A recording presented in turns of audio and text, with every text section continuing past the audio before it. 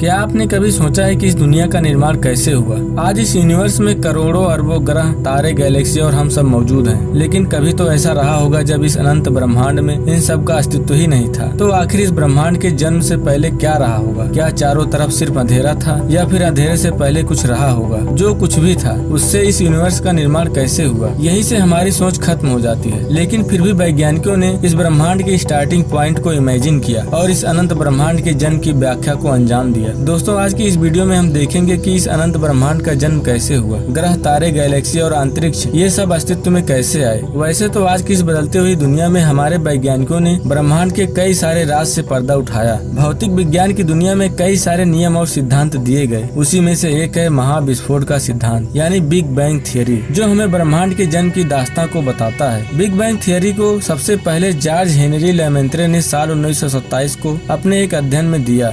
लेमेंत्रे एक कैथोलिक पादरी होने के साथ साथ एक वैज्ञानिक भी थे। उनका यह सिद्धांत जनरल थियरी ऑफ रिलेटिविटी पर आधारित था।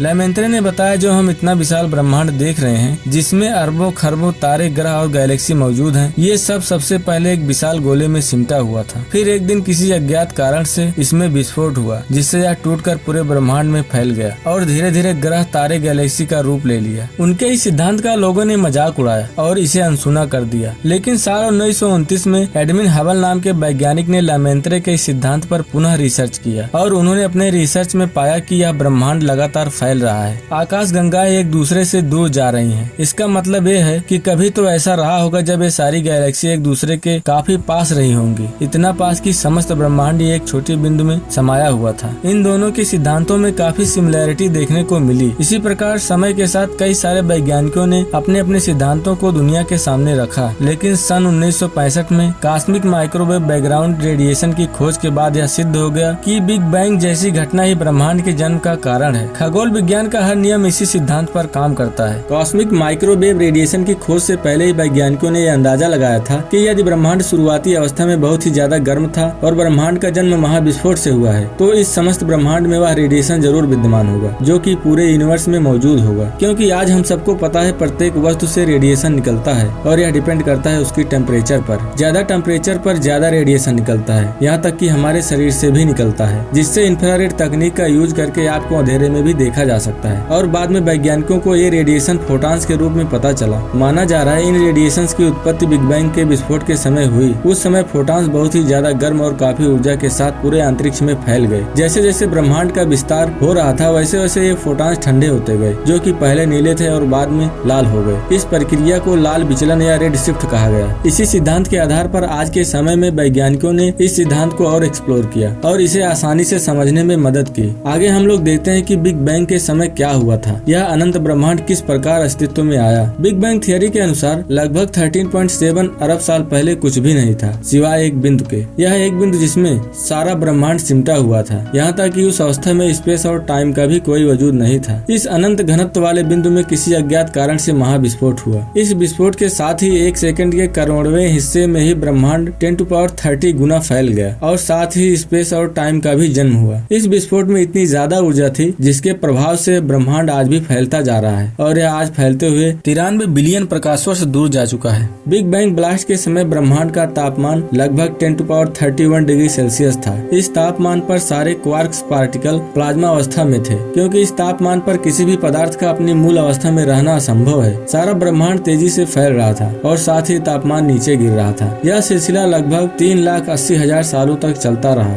इस टाइम को डार्क टाइम कहा गया, क्योंकि उस समय चारों तरफ सिर्फ अंधेरा था। बिग बैंग विस्फोट के समय भी प्रकाश अस्तित्व में नहीं था। इतने सालों बाद ब्रह्मांड का तापमान गिरकर लगभग 4000 डिग्री सेल्सियस तक पहुंच गया था, लेकिन फिर भी यह कोई सामान्य टेम्परेचर नहीं था। यहीं से क्वार्क्स आपस में जुड़कर इलेक्ट्रॉन, प्रोटॉन और न्यूट्रॉन का निर्माण शुरू किया। शुरुआत में इलेक्ट्रॉन और प्रोटॉन ने मिलकर हाइड्रोजन का निर्माण किया। इस प्रकार हमारे ब्रह्मांड को पहला परमाणु मिला। जैसे जैसे टेम्परेचर गिरता गया, वैसे वैसे ही मैटर का फॉर्मेशन हो रहा था। वैज्ञानिकों के अनुसार मैटर के निर्माण के साथ ही एंटी मैटर का भी जन्म हुआ, जो कि मैटर के विपरीत थे। जिसकी वजह से मैटर और एंटी मैटर दोनों आपस में मिलकर खुद को ही खत्म कर लेते थे। लेकिन मैटर की संख्या ज्यादा थी। इस प्रकार जब सब कुछ खत्म हो गया तो सिर्फ एक मैटर का गोला बच गया। अब इस मैटर के विपरीत कुछ भी नहीं था और कुछ सालों बाद इस गोले का भी विस्फोट हो गया। बिग बैंग की वजह से ब्रह्मांड अस्तित्व में आया। अब इस गोले की वजह से ब्रह्मांड के अंदर की चीजों का बनना शुरू हुआ। अब इस समय एक बल निरंतर अपना काम कर रही थी जिसे गुरुत्वाकर्षण बल कहते हैं, जिसकी वजह से हाइड्रोजन के अणु आपस में ही जुड़ने लगे।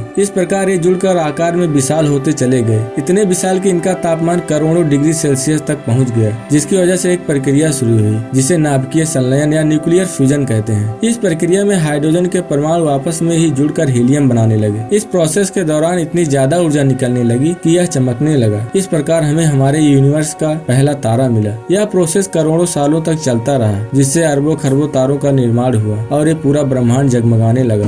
ये तारे धीरे धीरे गुरुत्वाकर्षण बल के कारण ग्रुप में आकर रहने लगे। ऐसे ही लाखों करोड़ों ग्रुप बने जिसे हम गैलेक्सी कहते हैं। ऐसे ही एक गैलेक्सी जिसे मिल्की वे गैलेक्सी के नाम से जाना जाता है। इसमें अब भी कुछ डस्ट पार्टिकल और हाइड्रोजन के एटम मौजूद थे जो नेबुला के रूप में स्थित थे। आज से 4.5 बिलियन वर्ष पहले इस नेबुला का विस्फोट हुआ, जिसकी वजह से हमारे सौर मंडल का निर्माण हुआ। आमतौर पर बादल, गैस, धूल के कण के समूह को नेबुला कहा जाता है। इसमें न्यूक्लियर फ्यूजन प्रोसेस के कारण सूरज जैसा बड़ा तारा वजूद में आया, जो कि बाकी बचे डस्ट पार्टिकल थे। उससे प्लैनेट, उल्का पिंड का निर्माण हुआ। इन सब के निर्माण में गुरुत्वाकर्षण बल का महत्वपूर्ण योगदान है। हमारी पृथ्वी भी एक ग्रह है जिस पर हम सब रहते हैं। इस प्रकार आज भी संपूर्ण ब्रह्मांड में कई तारों का जन्म होता है और कई तारे काल के गाल में समा जाते हैं। कई गैलेक्सियां अस्तित्व में आती रहती हैं। ऐसे ही कई गैलेक्सियों का विनाश होता रहता है। इस अनंत ब्रह्मांड में रोज ऐसी घटनाएं होती रहती हैं जिसके बारे में हम सोच भी नहीं सकते और हम इन सब घटनाओं से अनजान रहते हैं। आशा करता हूँ आप लोग इस ब्रह्मांड के जन्म के रहस्य को समझ पाए होंगे। दोस्तों, वीडियो कैसे लगी कमेंट करना न भूलें। वीडियो को लास्ट तक देखने के लिए धन्यवाद।